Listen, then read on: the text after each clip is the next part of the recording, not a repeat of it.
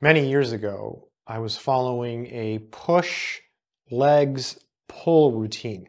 So I would do pushing exercises one day, leg exercises the next day, pulling exercises the next day. Then I would take a rest day and then repeat. And I was following the principle which you're supposed to follow, which is called progressive overload.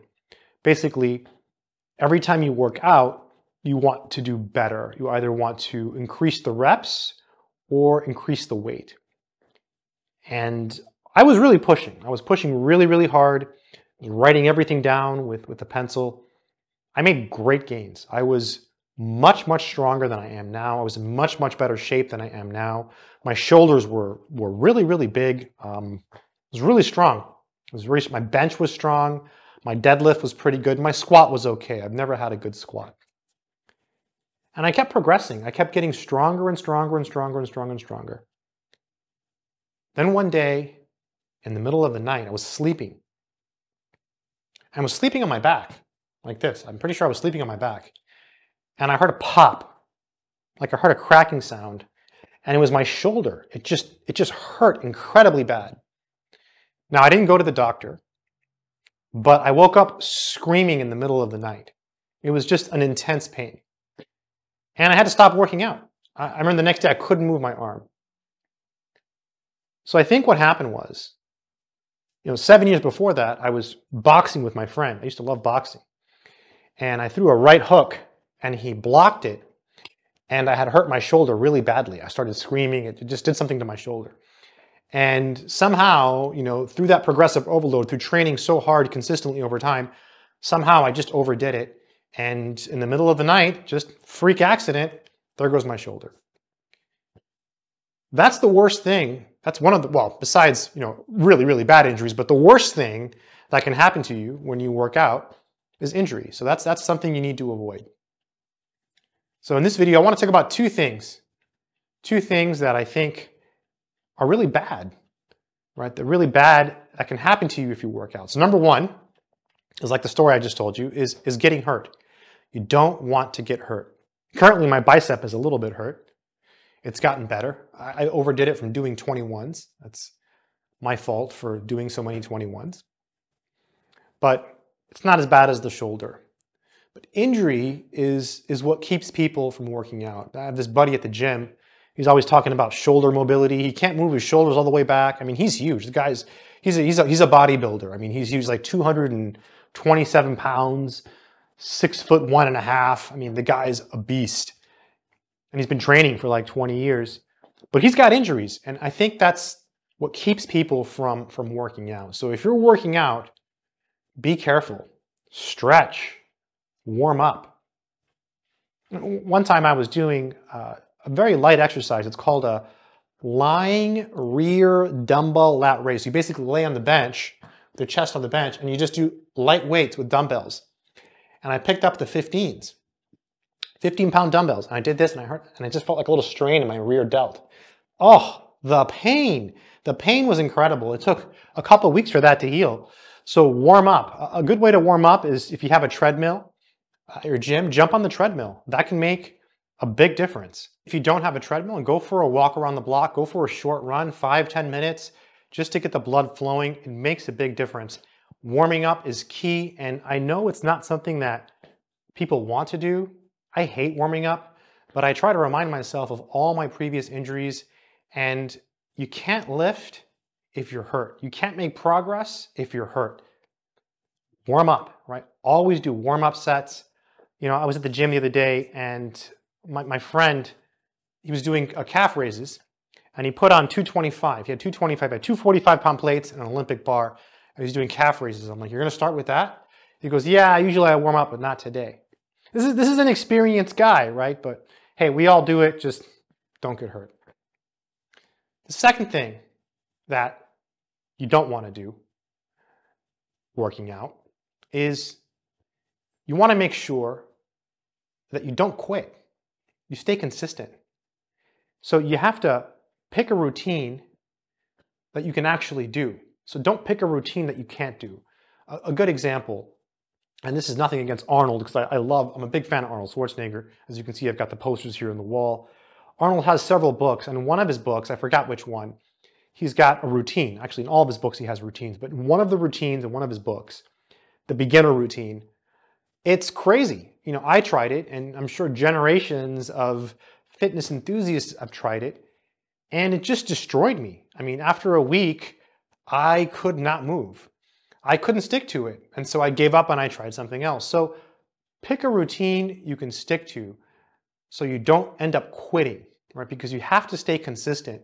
It's not like you're gonna go to the gym and get immediate results, you know, after working out. It doesn't work that way. It takes time. It takes time. It takes months.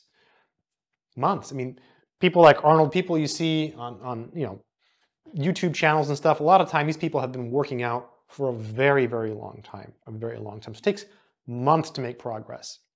And you're not going to be able to train for months if you don't stick to your routine. So try to pick a routine you can stick to. Routines you can stick to, I think, are moderate routines. I think 2 simple routines that I always recommend to beginners: full body workouts, 3 times a week. So you do full body Monday, full body Wednesday, full body Friday, and then just work your whole body. There's pros and cons. You're not gonna, I mean, you could get in great shape with full body. I'm not gonna say it's a bad routine. I don't know if it's popular anymore. Full body came to fruition a long time ago, back in the days of a bodybuilder named Reg Park. He was the idol of Arnold Schwarzenegger.